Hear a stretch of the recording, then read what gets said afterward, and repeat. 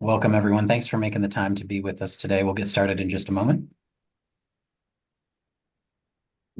Well, hi, everyone. I'm Michael Morella, Managing Editor at U.S. News and World Report.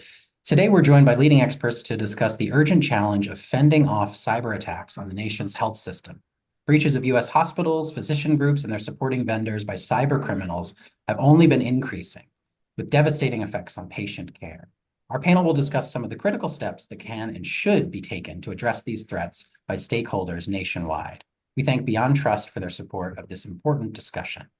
Before we turn to the panel, just a couple of notes. We are recording video of today's session, and we'll be sharing a link with all registrants in the coming days.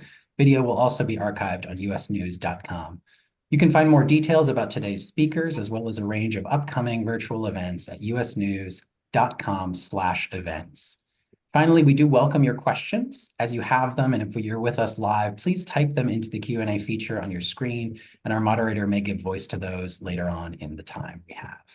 Now, I'm very pleased to welcome our panel. With us today are Vugar Zainalov, Chief Information Security Officer, Cleveland Clinic Health System, Mark Mayfrey, Chief Technology Officer, Beyond Trust, and Eric Decker, Vice President and Chief Information Security Officer at Intermountain Health, and Chairman of the Health Sector Coordinating Council's Joint Cybersecurity Working Group.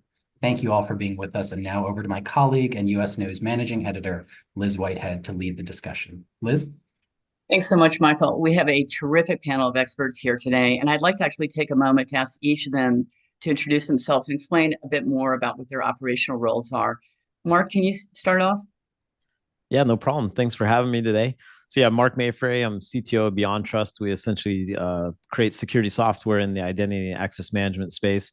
I've also lived the fascinating role of CISO, previously doing some work with SpaceX and other places. So I very much feel for the other panelists today. I know what the role is, and I'm excited for them to be here and chatting with us. So thank you. Ugar? Well, thank you. Thank you for the opportunity to be here. My name is Vugar Zainalov, and I've been CISO of the Cleveland Clinic for the past 7 years. I lead the cybersecurity division globally. And prior to that, 33 years in technology and cyber with the US government and NATO in Europe, financial institutions, Canada and the US, and then healthcare, 18 years with the payers, med device manufacturers, pharma, and now providers. Thank you. Eric? Sure. Eric Decker, the CISO for Intermountain Health. We're an integrated delivery network located in the Mountain West region, 7 states, headquartered in Salt Lake City, Utah.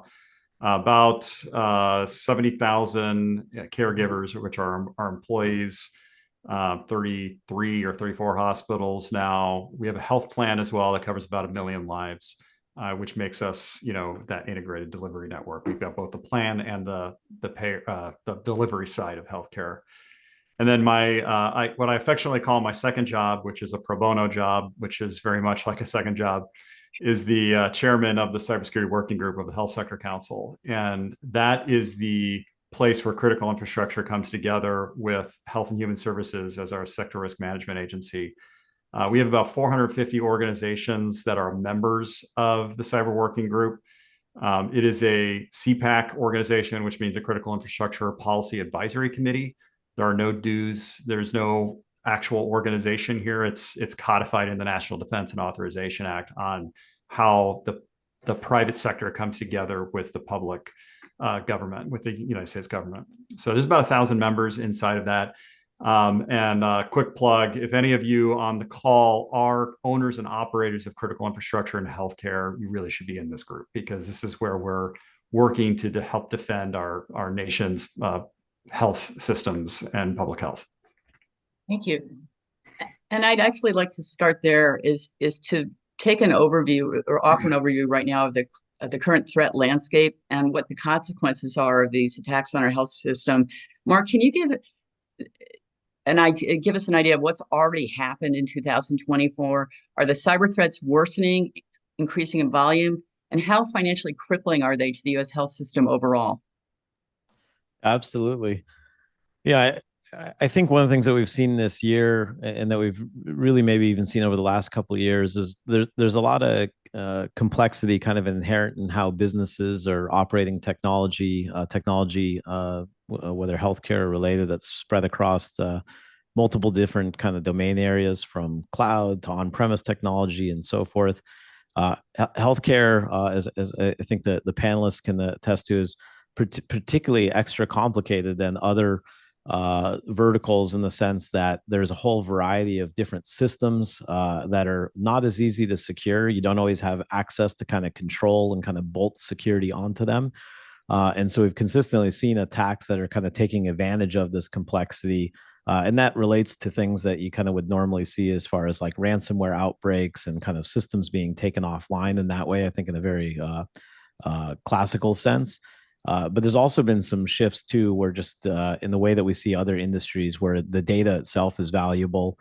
I know even local to myself here in Southern California, outside of kind of healthcare and the way that we might think of hospitals and other things, there's some of the biomedical facilities that have been targeted for some of the research work that they're doing and been targeted by foreign adversaries.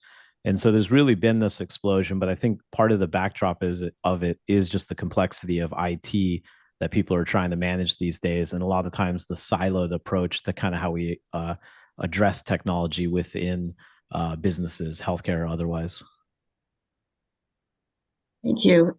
So, Eric, to sort of set up the discussion we're going to have in a little bit about how to set up sort of prevention plans, can you just explain to those of us more on the outside how quickly an attack can spread from a single entry point through a system? What are some of the immediate impacts? And you can use a couple of examples if you want to sort of clarify how it works. Yeah, sure. And I think when we talk about cyber attacks, I think we also have to frame what we're talking about when it comes to cyber attacks.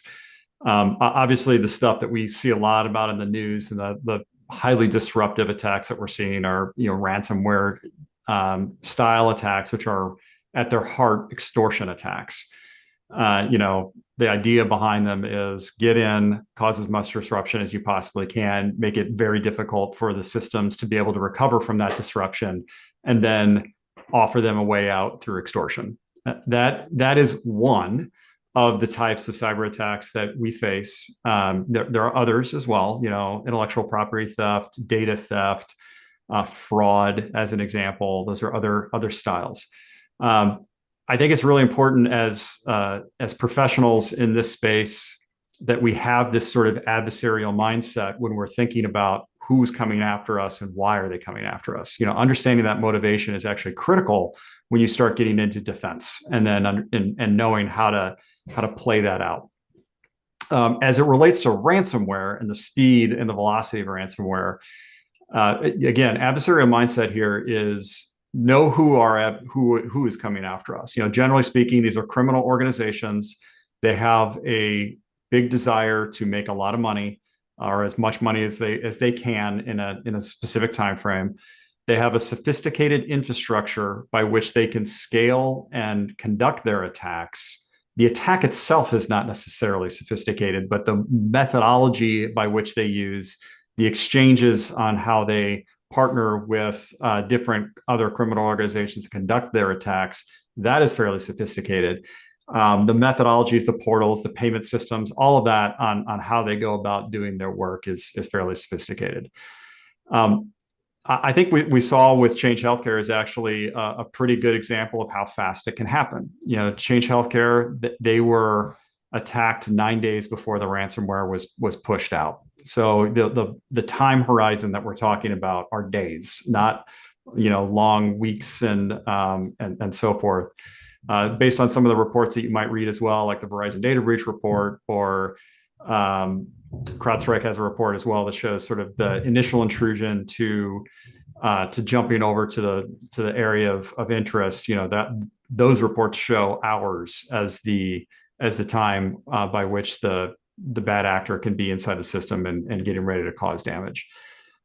So if we're talking about ransomware, we're talking about thwarting highly disruptive attacks. That's the horizon window that we're looking at. Well, I'll pick up on any of those points, but just one more sort of 30,000 feet question in addition is, can you talk about the the reputational and psychological effect of these attacks on patients, hospitals, et cetera. So please, I'd like to hear your thoughts on all these points. You know, when our patients come to our hospitals, they trust us with what's most precious to them, their lives, their privacy, and their future.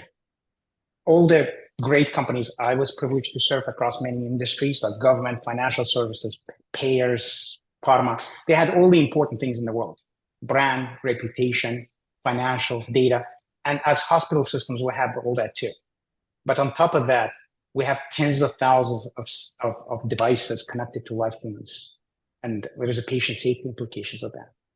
And something like data breach of a patient privacy. I mean, imagine going back to a cancer patient or family of the deceased and telling them, on top of everything else they had to go through, there's also identity theft they have to deal with. And something like ransomware, for financial services or payers, it means they can't process transactions, they can't process claims, which is really, really bad. I don't want to go to that ATM and won't be able to get cash out. But for us, it means babies in NICUs, people in coma, and then loved ones storming the hospitals trying to find out what's going on because the phone systems are down. And these attacks have an extended out. If you think about it, apart from a natural disaster of epic proportion for hospital systems, cybersecurity is probably the greatest risk because the impact of it can last not for days, but for weeks. Now, people are used to seeing criminals stealing personal information and health records in the news, and that's still a reality. But cyber incidents are not just about losing data anymore. They're about losing patients' confidence, undermining safety, and impacting care delivery and lives. Thank you. Mark, if we move now into talking about prevention plans, this is an enormously complex task that everybody in the cybersecurity space must deal with in healthcare. I don't even know, frankly, how you can get your arms around it. From as you've all been talking about, it's payment, it's electronic health records, it's medication records. Can you talk about first, what are the most common? There's a whole series of ways that a hospital or health system can be attacked, but can you talk about the most common types? And what are the Achilles heels? Where do things most commonly go wrong? Yeah, absolutely. If I can go back 1 second to what the two panelists were saying, when I look across all the customers and companies that we're trying to help protect, it's like being a dad. You don't want to be favorites to certain kids, but healthcare, without a doubt, is one of the most important sectors. Like the stakes of what was just described, and the stress on folks that like work in these environments to try to protect them. It's not to say that financial and other sectors don't have impact, but can't underscore the stakes enough. And when we look from kind of a threat and attack perspective, largely I think most attacks you can kind of break down to it really ends up being an attacker that gains the right level of access and the right level of privilege. There's many, many ways that they can potentially do that, right? There's very, very common ones, some of which we touched on, but there's very common things, everything from social engineering and phishing to kind of get that initial foothold. I believe Eric gave a great example of just how rapidly folks these days, attackers, I should say, not folks, how rapidly attackers these days are able to pivot or kind of move laterally within an environment. And typically what attackers are doing is they're looking to gain access to the right privileges. And so when you look at, a lot of ransomware attacks, right, it might be a predominantly kind of Windows environment, and there's Active Directory, and they're looking to get domain administrator, which kind of has the full keys to the kingdom. And so it's very important. I mentioned the company earlier. I won't mention it in this context, but I once worked for a rocket company that had a very, very eccentric, interesting leader. And he asked me a question of how is it going to keep them from getting breached? And my answer was essentially, I'm not, right? I'm going to make it a really, really good story from when it eventually happens, because you're always going to have breach at some level, right? And what you're trying to do is really limit the kind of overall blast radius of the breach, limit the overall kind of impact of the breach. And so I'm obviously, very, very biased. A lot of what I do for work and from a security perspective at Beyond Trust is very focused on privilege and access, because I think those are the two kind of core physics that attackers are trying to gain the right access to the right right privileges that allow them to move within an environment. And those privileges play out in different ways, whether it's privileges that allow for ransomware because they allow for broad access to many machines, or basically key systems that can then push out ransomware in the environment, or privileges as it relates to your core systems, where it's maybe you're more worried about intellectual property theft or customer data access or patient data access in that way. And so being very focused on that is one of the central things. But there really is this kind of, infinite number of ways that potentially folks can break in and kind of move laterally, right? And I very much feel for folks that work in security, because it's very much this race without a finish line at some level. Right. So as you said, there's infinite ways that you can be attacked. So Eric, how do you begin to start developing, and can you define good hygiene organization-wide? What are the essential steps of a good prevention plan? I want to expand on what Mark said as well. So, and also get into some of the prevention side of this, as well as detection and response, because that all comes together. So first and foremost, adversarial mindset, and adversaries going after highly disruptive attacks. So if we're talking about ransomware as the attack of choice, we within the cyber working group last year, in partnership with Health and Human Services and CISA, produced what's called a hospital cybersecurity resiliency landscape analysis. And we looked at, based on some core industry surveys, how well did the hospital side of healthcare. Now, healthcare is way bigger than hospitals, so keep that in mind. But just on the hospital side, where do we feel that we're actually doing a fairly good job on the cyber front? And then let's compare that to the information that the federal government has about how we're getting beat. So we might say we're doing well, but the reality is we're getting beat through ransomware through X number of methods. I actually have a slide on this. I try to simplify this as much as possible. There is a lot of ways that it can happen, but by and large, there's three ways that systems, and this is not just hospitals. Honestly, this is everywhere across the board. There's three ways that the initial intrusion happens, and there's one thing once they go to once the intrusion comes in, and Mark actually already talked about it. So the three ways in. The first way is through social engineering, as described. So it's the phish, it's the malware dropper, on an email that you get through a click. But that's actually kind of moving off to the wayside a little bit, because we've built up some pretty good defenses on that. But they're still, the bad actors are still going to leverage that as a method, for attacks. So now it's calls to the service desk for things like multi-factor authentication, enrollment for another device, based on a credential that they've already compromised from someplace else. So they might, call the service desk up. They already have the last four digits of your social security number and date of birth, because that's all on the dark web already. And so they just impersonate you. And then they say, hey, I got a new phone. I need to re-enroll my new phone. And the service desk person just, happily does so if you're identity proofing based on those credentials. So that's the first way, or there's other ways that it happens too. MFA attack, fatigue attacks, maybe you've got like an app on your phone and they just keep hitting it over and over and over again until somebody finally says, fine, I'll accept it. And then they're in. So that's one. Two is you have a device that has either a misconfiguration or vulnerability that's exposed to the world, and it's on your network and it gets hit. And there are some prominent players out there that are unfortunately consistently the ones that are exploited, remote code execution, or you just did something wrong with a system that you put up on the internet, and bad actor is able to get in and get an initial foothold. That's the second way in. The third way is you have a connection to a third party that is connected to you in some way, some generally risky kind of way, like a third-party VPN connection, or maybe a remote access system that's unattended. But by and large, it's not like a secure API or something along those lines that allows for more connectivity into your environment. Those are the three ways that it happens. And pretty much every single ransomware attack that you've seen or heard about in the news, one of those three ways was in the initial intrusion point. Once they get in, they hit Active Directory. And they hit your Windows administrator's workstation because that's the person that has the credentials. That's the one that has the thing that's out there.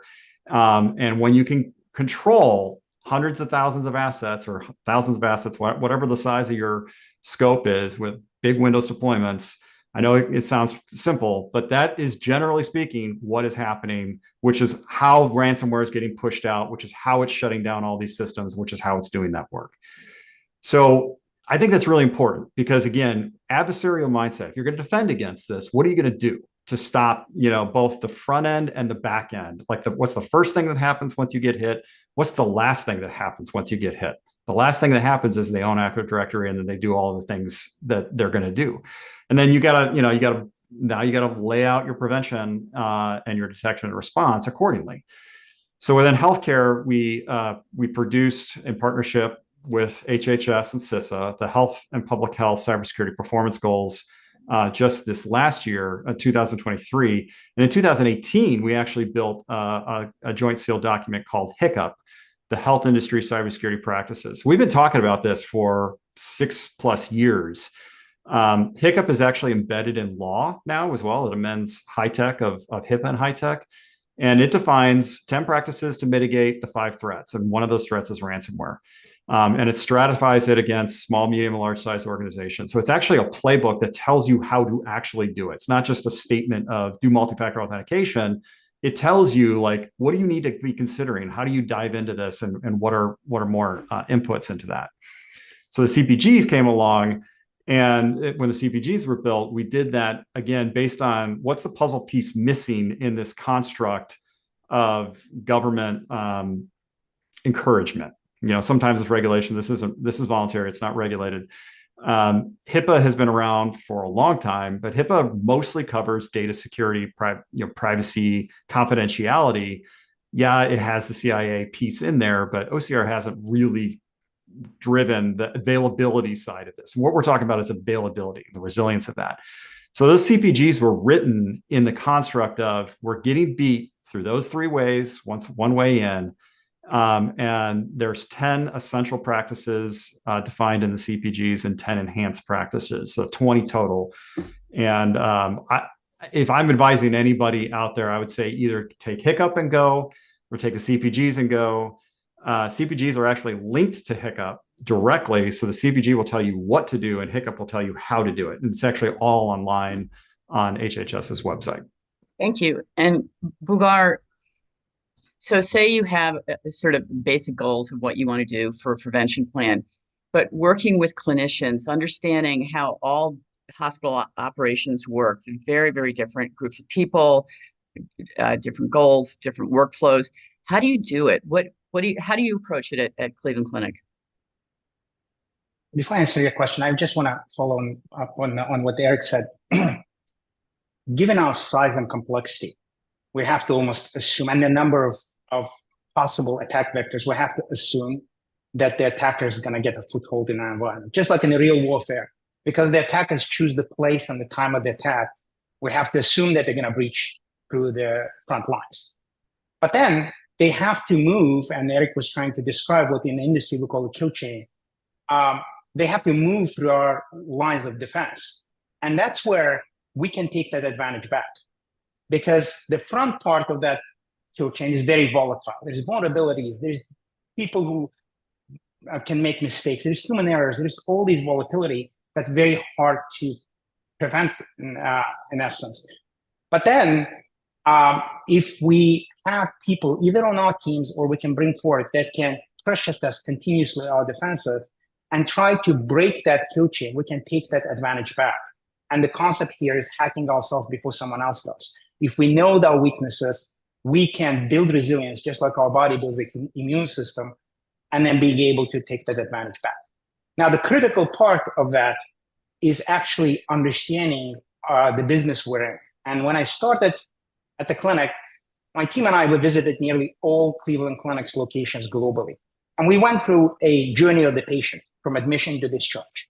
And in doing so, we talked to our caregivers. We call everyone a caregiver. We talked to our leaders. And there were two questions basically we would ask. First, help us understand what you do, because if we understand, we can focus where it matters. And plus, if we understand, then if something happens, we can make better decisions in a crisis situation. Just like if our clinicians understand their patient, they can rush them to the operating room. But what we heard also is something I remember. Clinicians told us that we won't care about what you say or do until we see you care. And the few things I learned in that regard is that all the other industries, they spoke what we call the language of risk, like financial services, payers, because they manage risk for profit. But in clinical settings, they speak the language of safety and quality and resilience. And as part of that learning, when we first presented our strategic plan, the way we presented it, we said the first step we're going to do is stop the bleeding, addressing the most burning issues we have. And then we're going to diagnose the environment to see where our gaps and weaknesses are. And after that, build a treatment plan, which is going to be our path forward. So again, using that language of the clinician. And another thing we learned is that cyber in healthcare, believe it or not, is very similar in many ways. Like if you think about what our doctors help us to do, they help us make sound, they educate us so we can make sound health decisions. Just like we on the cyber side help our clinical and business leaders understand and manage their risks better. They prevent, just like we do, everything that's reasonably preventable. But just like in real health, just like in medicine, you can eat right and exercise and have a heart attack. In cyber, not everything is preventable. So we should be able to detect things early, respond quickly, and then recover with a minimum impact to our care delivery. Mark, please pick up on any of those points. And can we talk about when you have overloaded staffers who they're overloaded with EHRs when they're working correctly? What do you do to encourage, facilitate compliance for an organization as you develop your prevention plan? How do you integrate everybody into the plan development and you know, as I said, get buy-in from healthcare workers who are already feeling overwhelmed? Yeah, absolutely.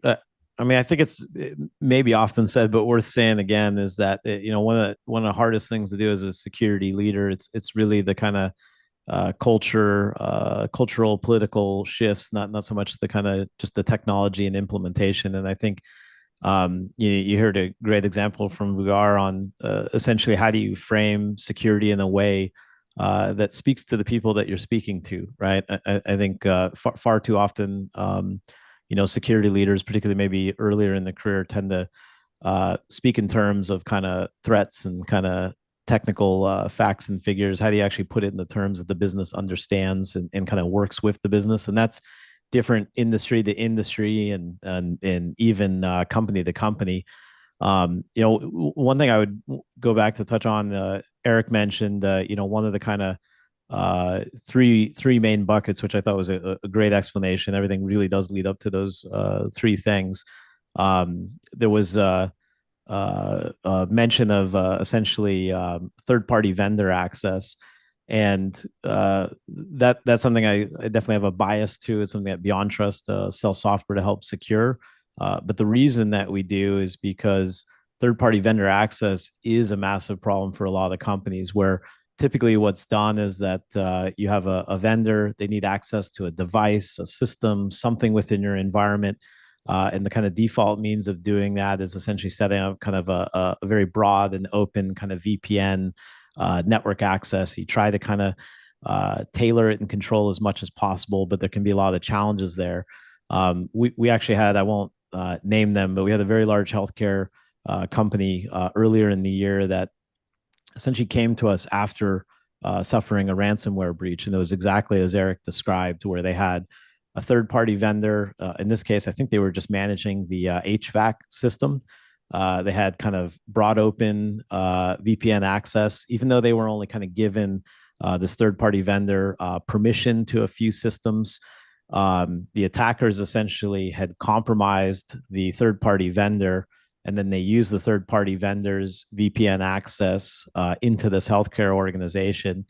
And you asked the part about what does it mean to kind of work in these environments, and there's both twofold. There's both people in IT and security that are kind of doing the job, and then just healthcare workers themselves that they're trying to do the work of health and not jump through security hoops and friction and everything else, right? And so on the IT and infosec side, this one healthcare company organization that I'm referencing, they got a call, and I think it was about 2 a.m. Alarms going off, realizing that there was a breach happening. Like I said, they worked through that night, found themselves being ransomwared. That started a multi-month massive effort of how do you clean up, how do you have the resilience, right, and the response capabilities that Vugara was mentioning. And you never want to find that out through the real thing. So I can't emphasize enough what was said on testing that ahead of time, using third parties to test, using a variety of means from tabletops to everything in between. And for this one healthcare company, one of the things that stuck with me with their story wasn't just the ransomware and the technical parts, because it was essentially everything Eric described, right? It's these same kind of means, but it was the human side of this person. Now, when they were telling this story, when they get a phone call and it's like midnight or 2 a.m. or whatever, the personal kind of stress and anxiety, right? They're just waiting for that kind of next event, next thing. And so it's a very, very hard job working in IT and InfoSec, I think in healthcare in general, let alone with security threats. And on the side of healthcare workers, sometimes it's the simple thing. I remember my wife, who's a nurse and works for a hospital system in Southern California. Won't name them, but she called me before I was about to give a keynote at a security conference, and she was just wishing me good luck. And she was working the night shift, and she had just got done with her 2 a.m. training on how to fall back to paper and pencil and manual everything in the event of ransomware and all the systems shutting down, right? And so there's many implications, but I think obviously what everybody thinks about, it comes back to the patients and kind of what's valued most.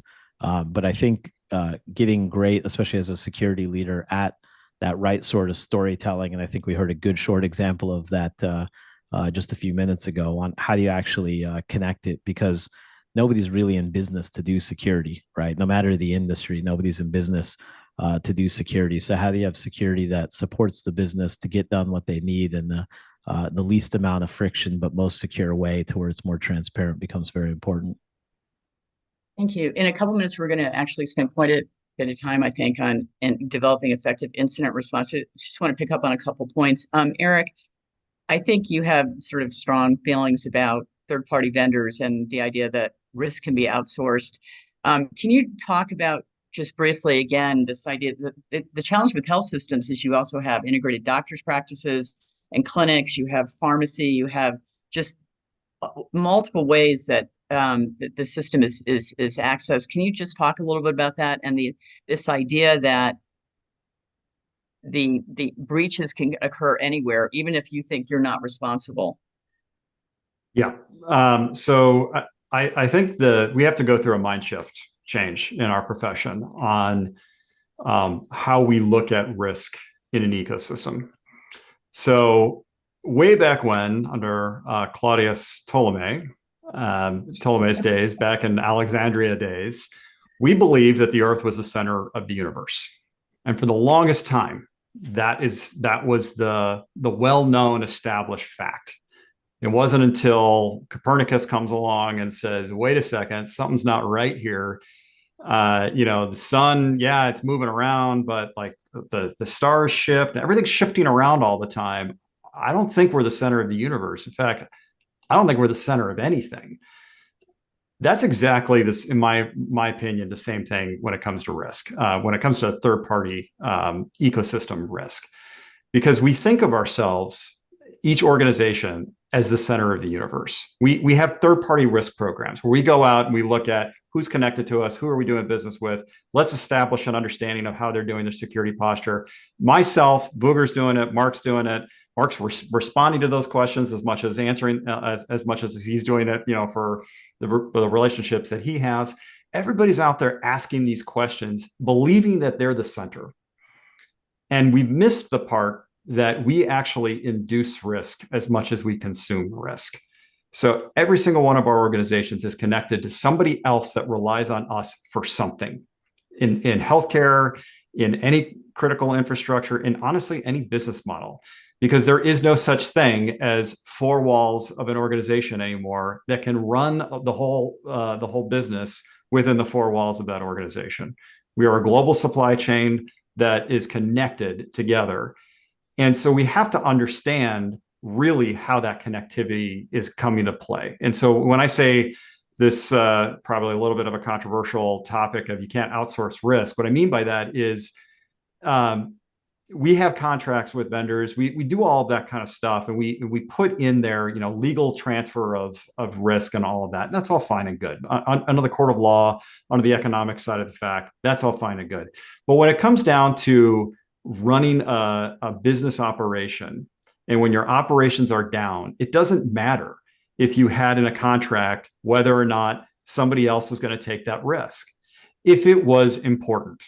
But there's a distinction here. So there's a materiality understanding that sort of needs to come into play, where we are getting into this realm today of a lot of convergence, a lot of activity of certain dominant players picking up the ball for many nodes inside the ecosystem that are connected to them.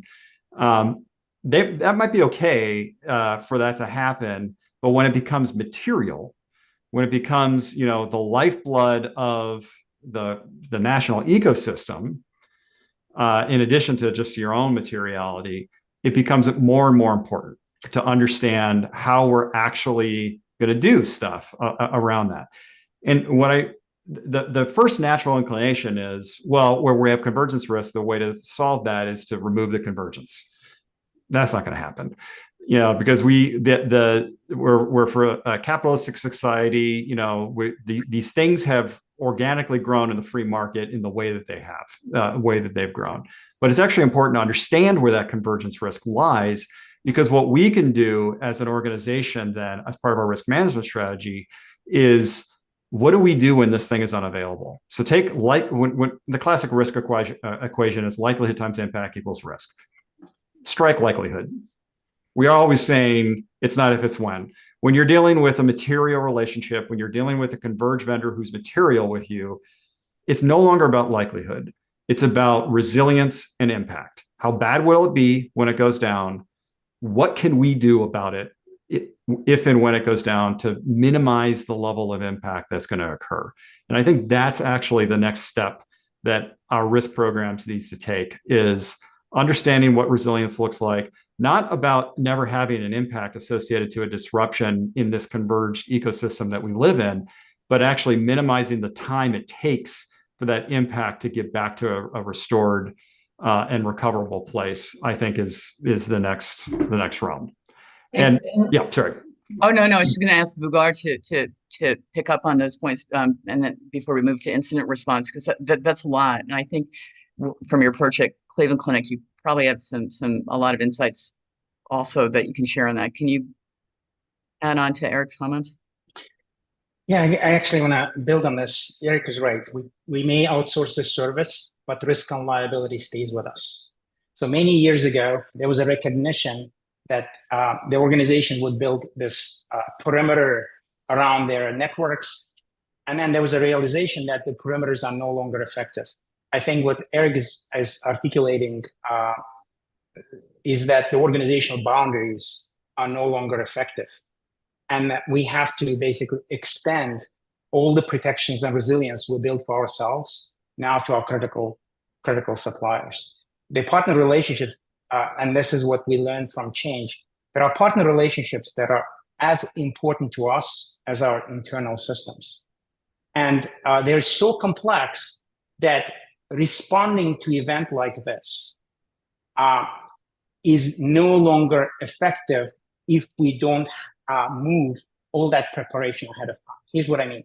If you think of an incident as a boom, if we try to respond to a large, complex incident and deal with a large, complex vendor-like change, right a boom, we cannot respond to it on a timely basis. Instead, the idea is to move all that preparation left of boom, understand all these complexities, dependencies, who we're going to reach out to, build resiliency plans, identify alternative vendors if we have to. If we cannot alternate it, make sure that our resiliency plans extend to the vendor and do all this preparation left of boom so we minimize and make quality and fast decisions. So it's not about thinking, it's about execution at the time of the incident.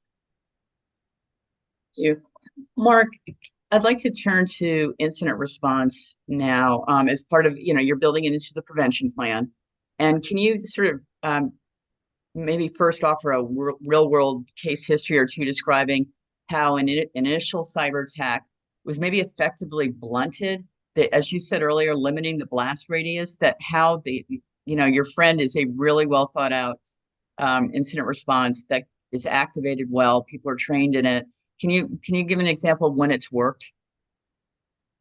Yeah, I mean, I think one of the interesting things on incident response is there's both kind of what's your standard operating procedures of kind of responding to maybe different events, kind of different threats that are being detected. They're not quite yet an incident, right? They can be if you don't kind of get your arms around things sooner.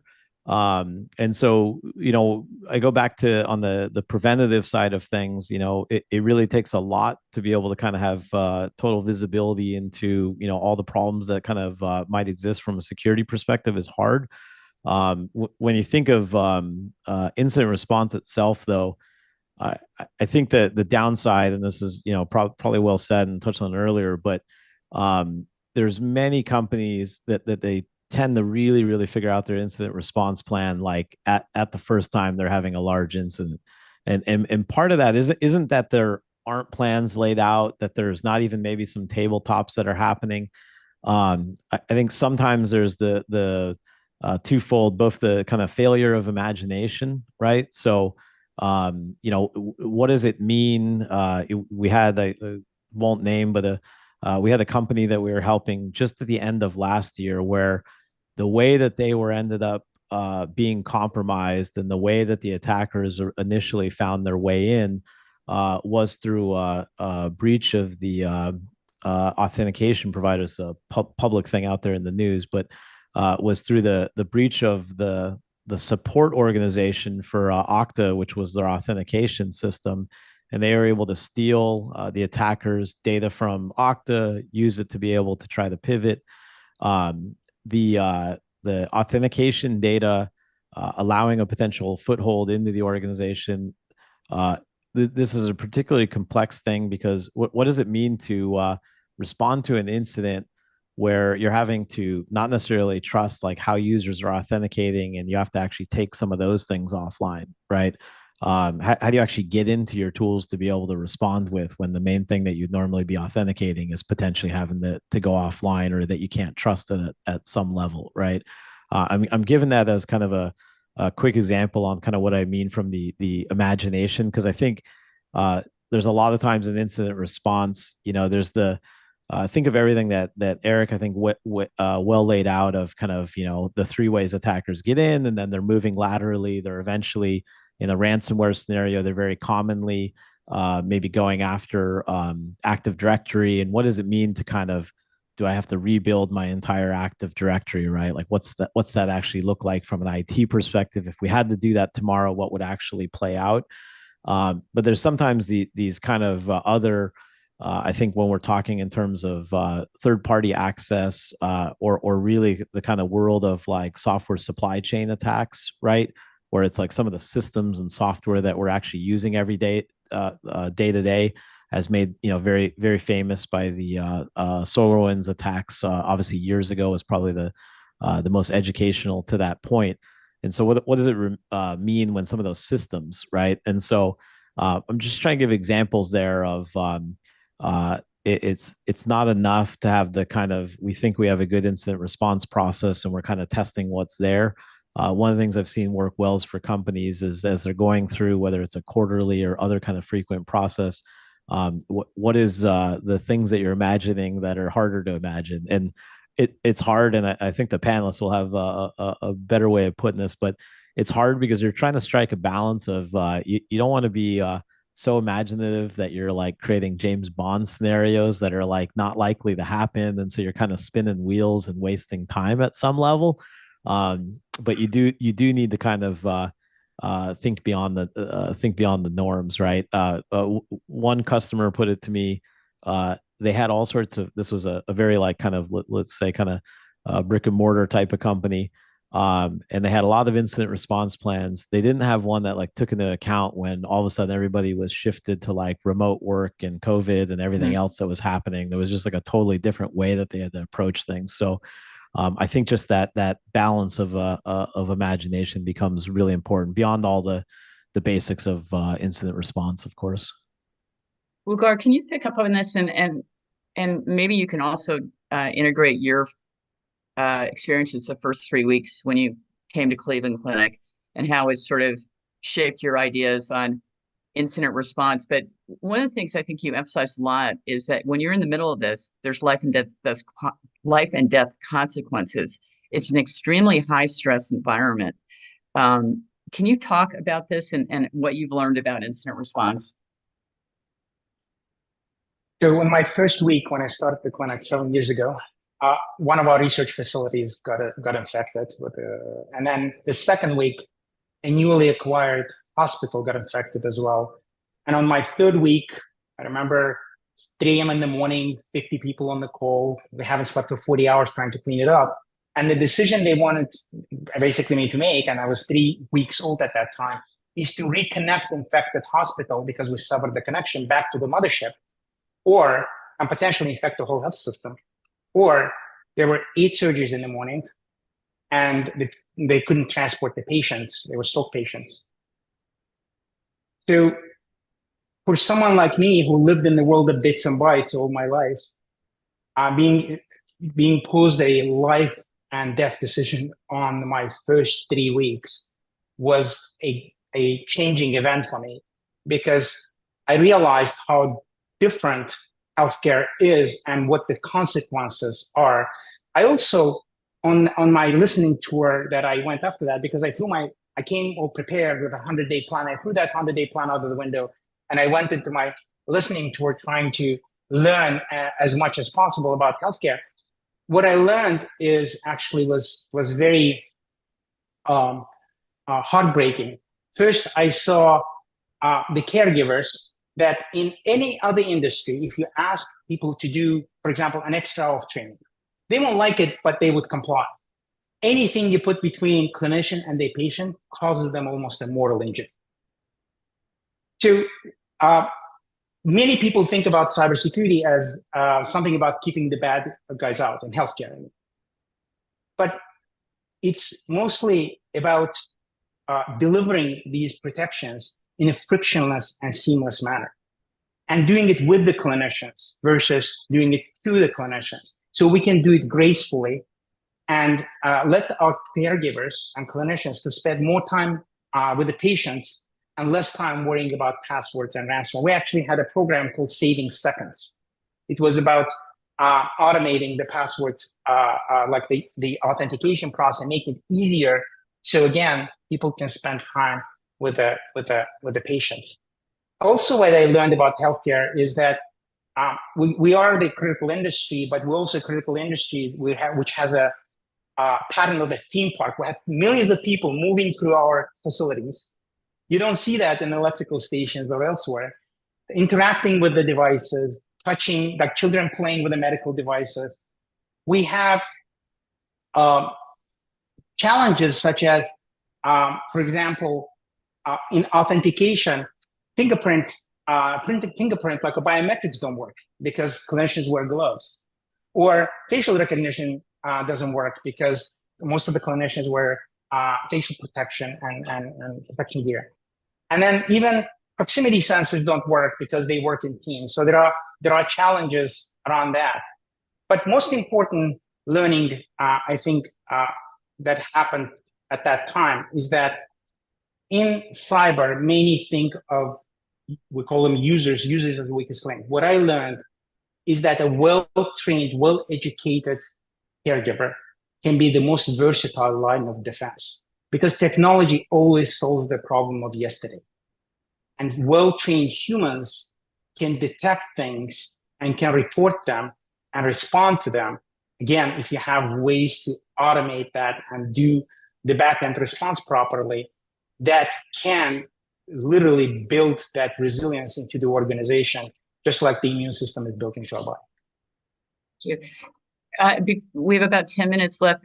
Eric, can you just add any points you have on incident response? And then I'd like to talk about how you can offer advice to smaller, rural, and financially stretched hospitals. But first, please address any of Mark or Vugar's points. Yeah, let me maybe just give a couple of double clicks on what they've said. Excellent ideas. I think you have to have the basic blocking and tackling in place to do basic, to have resiliency. You've got to be able to do the fundamentals, the hygiene. The analogy I use, which sometimes lands with clinicians, sometimes it doesn't, is you don't get to go into an operating room and not scrub up, not put on PPE, not have sanitized tools, not have proper environmentals before that patient gets on the table and you start doing whatever the procedure is that you're doing for that patient. There's basics that have to be done. And if anybody in that room feels that it's unsafe, anybody in that room can stop the procedure, not just the surgeon, not just, the highest paid person in the room. So we need the same kind of construct in cyber, in healthcare, cyber, and so forth. Cybersecurity is vast. It's very big. It's very large. We can get diluted very easily, chasing whatever the problem du jour is, because we think we can invent how that might become a problem. So one thing I like to say is we have to look at it through the lens of probable versus possible. Just again, trying to help steer people on the right path. A probable event is it's going to happen. You're very likely, this is something that's going to occur. If you have a known exploitive vulnerability up on the internet on one of your systems that's exposed through your DMZ, it's going to get hit. I'm willing to bet money. I'll play that market that it's going to get hit. Versus a possible event, where maybe it's deep, you got a vulnerability deep inside your system through many layers of things. And, yes, there's a vulnerability there. Yes, that could potentially become a problem, but there's so many things that have to happen before that can occur. So that's one lens. I think that's on the prevention side of the house, which is just one of those three phases. The having a plan in order to, when we say incident response plan, what I mean is like an emergency operations plan. So how is your organization actually going to weather a prolonged outage? Not necessarily, you have to have the cyber side of this, of course, like what's going on, what are the detections, how are things happening inside the technology, what are you going to do about all of that? That's the back end cyber piece, IT piece. This is on the front end side of this. What's your organization going to do? How are they going to manage through an event? Who's in charge? In hospitals, we have to run what's called an incident command structure. It's actually obligated through conditions of participation. It's a really good thing to do. Attach to that and build a large scale, incident plan if you haven't done it, and determine who's actually going to run, who's going to be your incident commander, who's going to be your logistics chief. Where do you sit from a cyber angle in that structure? Or, where's IT sit in that structure? There's probably differences there. I like to consider myself the master ear whisperer, in one of these events, not the incident commander of running the hospital when they're down, but informing them of what's going on, what's the situation, what's happening within the bad actor space, what's happening on the recovery side. Gaming this out as much as you possibly can, tabletop this stuff ad nauseum. But what I like to tell people is, I want you bored of me coming in and talking about how are you going to do X, Y, and Z. I want you going, oh, this again. Yeah, we're going to do this. We're going to do this. We're going to do this. We're going to do this. Great. Because any good professional sports team will tell you it's the muscle memory that is what you base everything on. And your event that happens will never happen according to the way you planned it or according to the way you did your tabletop. But the muscle memory of how you manage around it is everything when it comes to responding properly and cleanly. Thank you. So we just have a couple minutes left. I'd like to ask each of you to address this point. Mark, as I said, there are hospitals that their bottom lines are very tight. Rural hospitals, safety net hospitals, they don't have a big cyber, security budget. How would you advise institutions to figure out what they can handle in-house, where they should use outside expertise to come in and help them, whether it's incident response to like prevention plan? Can you sort of just quickly sketch out what they should think about? Yeah, I'll definitely save the time. I think the other panelists will probably have even more pointed advice, especially with Eric having maybe a ear to the White House and whatnot. I do think when we think of maybe, as you said, some of the kind of rural or potentially financially distressed kind of organizations, as with anything, you want to prioritize. And I think a lot of times when you look at smaller organizations, maybe smaller in size, et cetera, typically there is more of a need to kind of outsource, right? So there's a variety of managed security service providers and things. It does get interesting in healthcare because there's certain kind of like access restrictions and controls, and at what depth can you get access to what. I think ultimately, like what was kind of said earlier, is healthcare is very different. Where even if you look at like incident response, there's many industries where your incident response plan can actually have the company not being functioning for a period of time. Like you'll have revenue loss, but you can kind of get by. Healthcare, like everything's got to keep going, right? Like there's still patients that need care. There's still things that need to be happening. That makes it a dramatically harder thing, which I think we had some examples of. But yeah, I'd love to hear from Eric and Vugar as far as this specific question. I think they'll have even better advice. Vugar, in a couple of minutes we have left for both of you, can you also mention when we talk about how smaller hospitals can make some of these decisions about how to prioritize their cybersecurity resources, but also the need to share information? For example, Cleveland Clinic has set up a consortium of hospitals that worked with manufacturers to improve the cyber safety of medical devices. Is that correct? And can that be part of the picture on how smaller institutions can get help? Right, cybersecurity is costing, I think, the healthcare industry $6 billion. And you're right, there are 2,500 hospitals that have less than 100 beds, and they have the exact same concerns. And I think cybersecurity is one industry we can't afford to compete. I mean, criminals are sharing the exploit techniques. And when it comes to providing care for people, we need to come together and share our defense strategies. So one thing we've been realizing is what the government can do in this space. And Eric described the minimal security practices that the hospitals can adhere to. There's also incentives that can be provided for those organizations that are following the recognized industry practices. So in case of an incident, we don't victimize the victims. And then I think another area where the government can help is the investments. That's where the area where some of the countries like Israel have been building concept of collective defense. I mean, we protect our physical borders. The idea is, why can't we make investments to protect our digital borders? And in this case, investing into some of the capabilities like cloud delivery capabilities that hospitals, especially smaller hospitals, can leverage. And there are two things that can help us in that regard. First is the way those services are delivered. Unfortunately, today they delivered like old cell phone plans, and then the indemnification clause. A lot of service providers, they have limitations of liability, and they're willing to share profits, but then I guess I said risk on liability stays with us. So to that extent, I think there's a role for the government to play, but also we as a healthcare organizations, we can bring all that knowledge and share it with the rest of the industry and help the industry leapfrog in the future.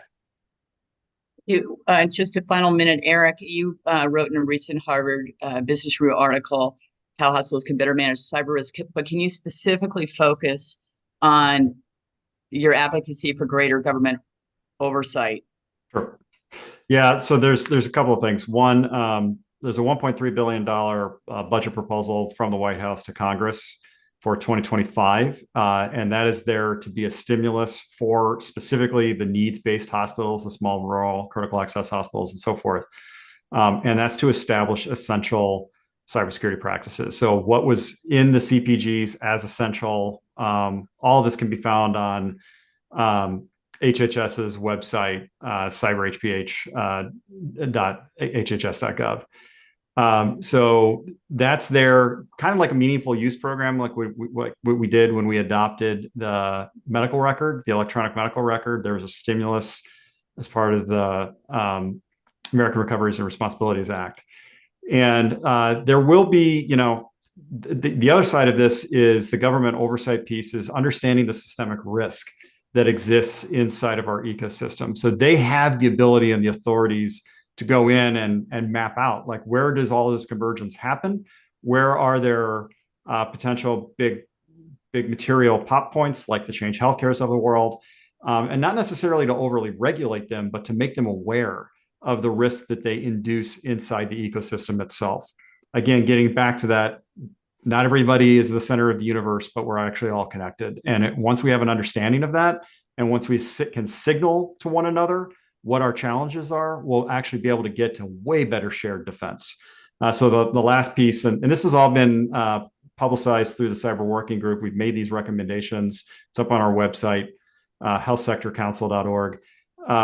Is better protections under the organizations that are sharing and providing that information about how they did get hit, not necessarily to use that as a means of a civil case against them, as claiming fault or anything, but actually helping everybody else inside the ecosystem to go looking for where these bad actors are. We have to have a shared defense. We cannot do this stuff individually, trying to, stop, the types of organizations that are coming after us. Thank you. I'd like to thank Mark Mayfrey, Jeff Decker, and Vugar Zainalov for a really compelling discussion about the urgent need to bolster the cyber defenses around our national health system, but also for highlighting the around-the-clock, indefatigable efforts that they and their colleagues are engaged in, I'm sure with many sleepless nights, to ensure that patients can continue to access the care they need when they need it. Thank you all. Thank you. Thank you.